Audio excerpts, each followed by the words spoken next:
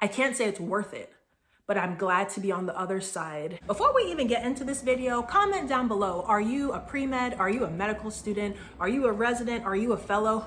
What stage are you in the process? And what specialty are you interested in? Because I know some of y'all over here are not into psychiatry, but y'all just peeking through to see what the life is like. So put that in the comments and then let's get into it.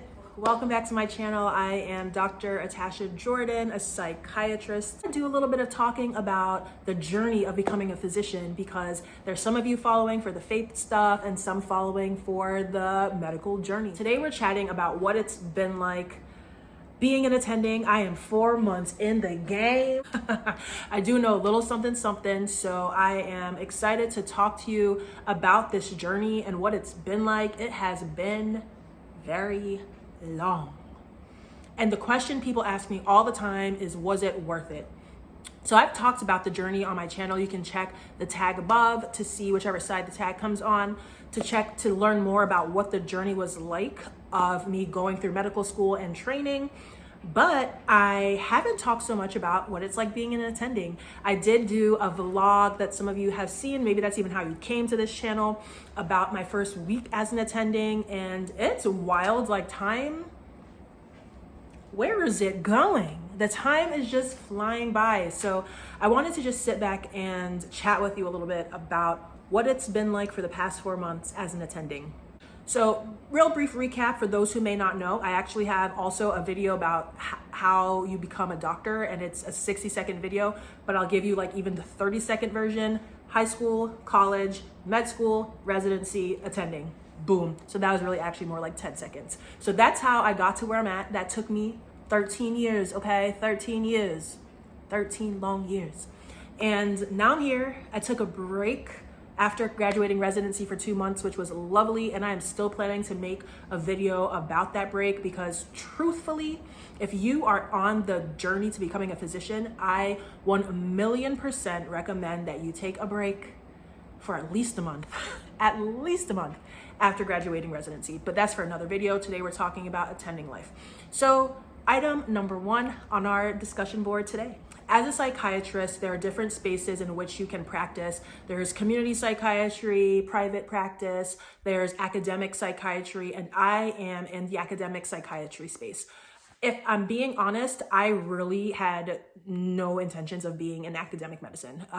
Really had no intentions on it. Could talk about that in a different video, but for all intents and purposes of this video, I'm a little shook that I'm in this space, to be honest.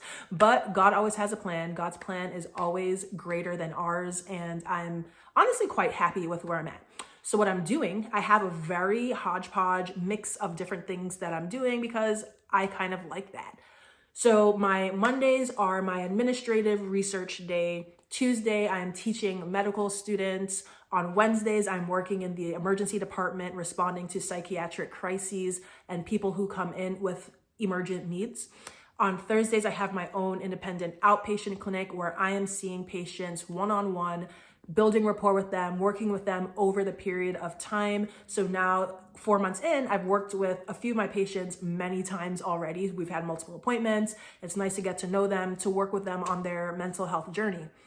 And then on Fridays, I work with residents. So I help the residents learn how to do outpatient psychiatry. And I do more of my community-based research and work at the center and the intersection really of spirituality and mental health. So as you can see, literally every single day of my life is different. For some people, that would be absolutely chaotic.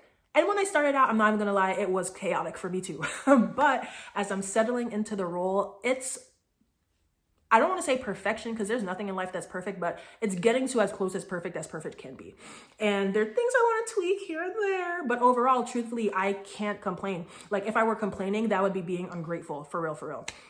So I like it because every single day it's a different thing. I get to use a different part of my brain. Just yesterday, I was working on a presentation about how depression and anxiety present in sickle cell disease. So just being able to still use my brain, still learn, still teach, to educate, to share.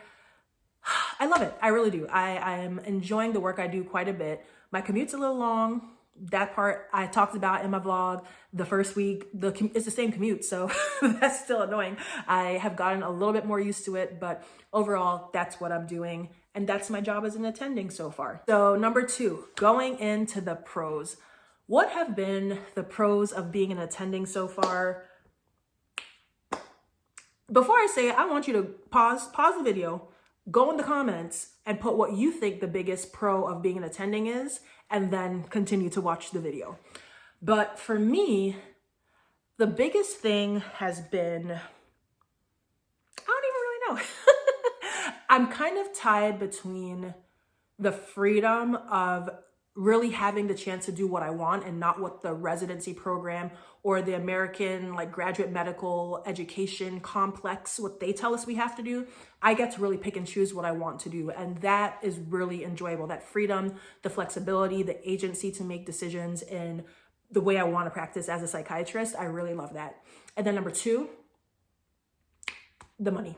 The money's pretty good. And that's what I say is like the biggest difference, because seeing patients, caring for patients, that's always at the core of it, but that's not different. Like I was doing that in residency, literally giving my heart and soul to my patients, and I still do that. So that's not the difference. The differences are the freedom, the agency, and the shmoney. Like I can't even lie. Like it's really nice to actually be compensated for all of the hard work that the past 13 years have brought us to this point. So not gonna lie, those are some of the pros: freedom, more money, agency, and then of course, continuing to care for patients, because that's why I decided to spend 13 years of my life suffering a little bit, not gonna lie. Yeah, we all know, if you're watching this because you are also in medicine, you know there's some suffrage that comes in this journey.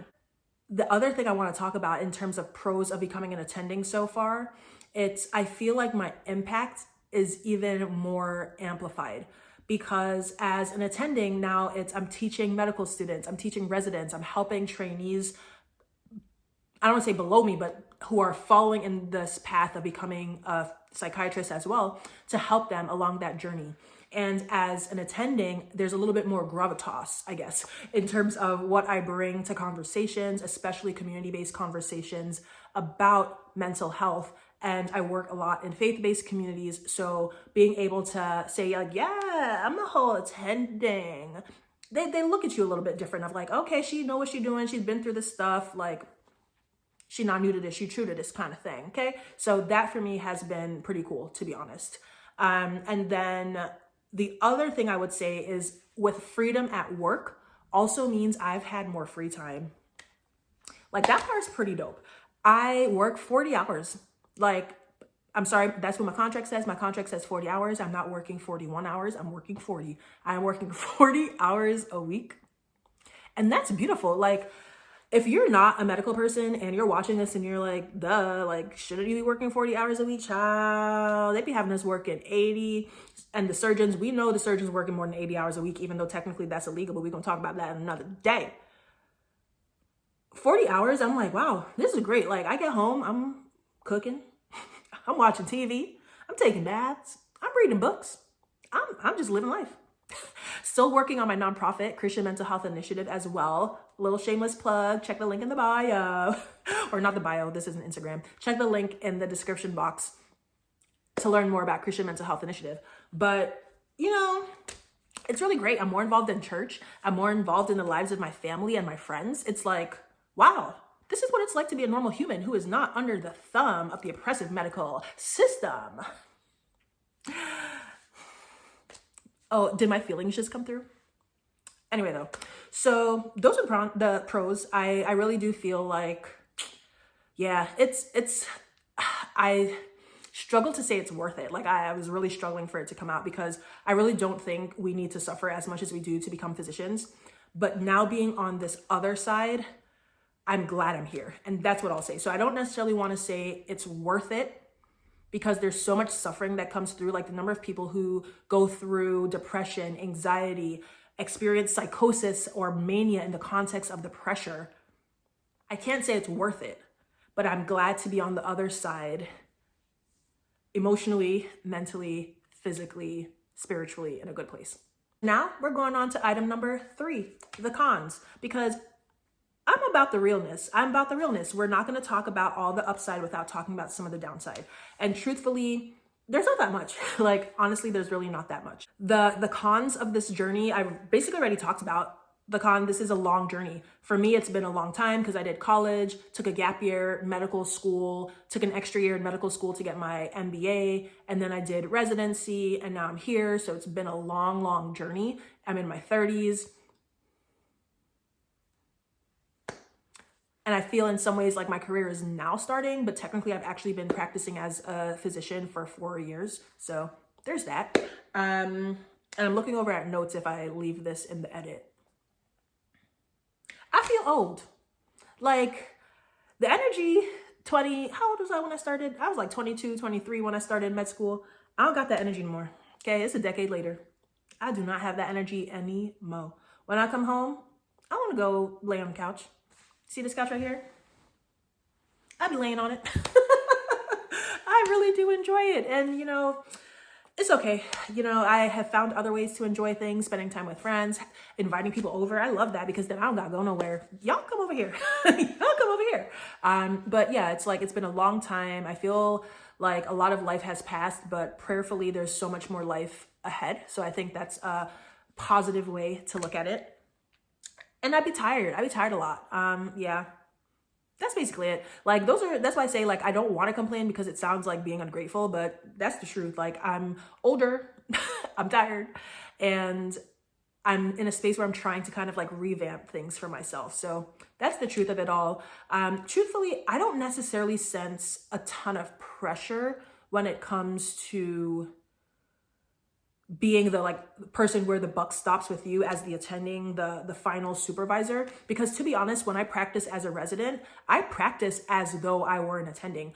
And I say that in 2 ways. First off, I often got feedback that I practiced like an attending, that I had the skill sets at the level of an attending. So there's that. But secondly, I was like, I'm not out here trying to depend on someone else because I want to practice as if I am the one who has the final decision when there is support, so that I know what it feels like when there isn't as much support. So for me, I feel like I've kind of been practicing like an attending already, but with supervisors in place. So I don't really feel that much of a difference. It's only happened a couple of times where there've been like really, really challenging cases. And then I'm like, what do I do here? But then there's still support. Like you go to the attendee or attending, the person who has more experience, the person who's done it 20 times, whereas this might be your first time coming across something. So that part for me has been chill. Like, honestly, it's been pretty good. Like, I can't even lie. The money's great. It's like really nice every 2 weeks for a really nice paycheck to hit your bank account. And you're like, you know, thank you, God. Thank you, God. Like, really, what else can I say? It puts a mindset of like, blessings, you know, you're blessed to be a blessing, and that's the spot I'm at. I'm so blessed to be in this space, to be a psychiatrist, to be able to help others who want to either maintain their mental wellness or get to a space of mental wellness. And I really couldn't ask for anything more.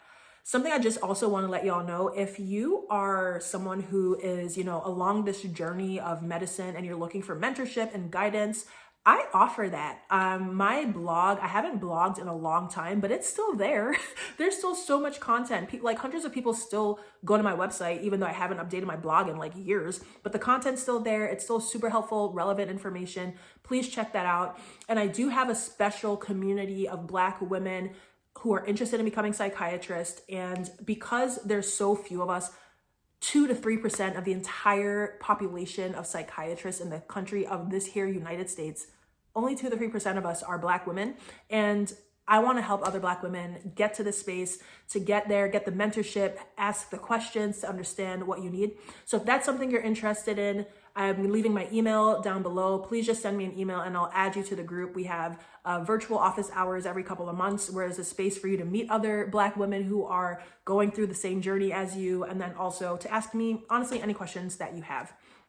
You can join my email list in the description box too, because I do send out info from time to time there. Like for instance, opportunities to co-publish with me on papers, or opportunities for you to do your own research, get grants. Whenever I come across things that I think might be helpful for those who are pursuing psychiatry, I just send a quick email. There's no regularity, like it's not a weekly, monthly, I don't even know the last time I sent out an email, but whenever I see something that I think may be of help to people, I send an email. So if you want to be on the email list, again, all that information is going to be down below. I'll also put some relevant videos if you thought this one was helpful in the description box.